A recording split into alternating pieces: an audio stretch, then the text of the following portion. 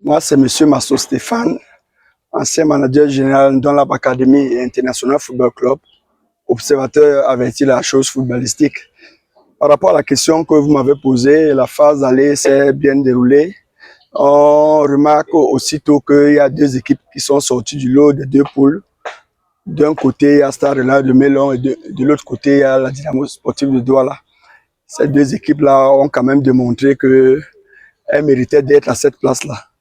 Stade Rennais de Melon qui a eu 6 victoires et un match nul.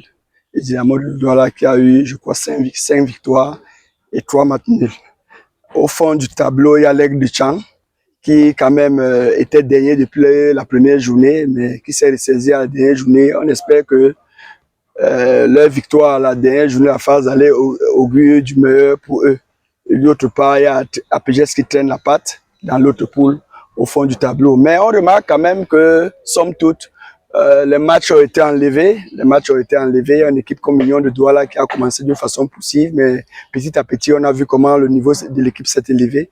Mais je pense quand même que c'est la patte de Laurent Diam qui met du sien avec Guégom Nyoksek pour que les choses aillent dans le bon endroit. Il y a Coton Sport qui a commencé d'une façon poussive aussi, mais on voit déjà qu'ils sont deuxièmes à 2 points de Stade Melon de Melon, mais il faudra compter sur eux à la phase retour. Donc, le décor étant planté, bon, les matchs ont été vraiment enlevés et le public vient massivement au stade, mais ça augure du meilleur pour la phase retour.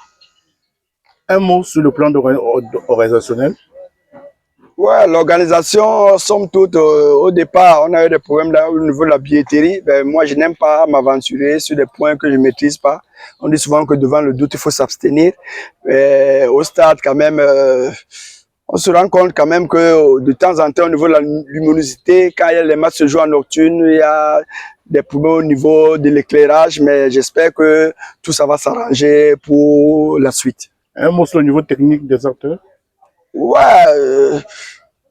il y a 3 joueurs déjà. On peut dénoter qu'il y a 3 joueurs qui ont été appelés à l'équipe nationale au niveau des amateurs. C'est déjà quelque chose de bon, ce qu'on ne voyait pas ces dernières années. Ça veut dire qu'au niveau des amateurs, le coach national de Goubès, on voit déjà qu'il y a une certaine avancée. Donc, il y a déjà certains joueurs qui peuvent aider notre pays dans l'équipe Fagnon. Mais au niveau général, c'est la mention de 13 suivants au niveau des acteurs.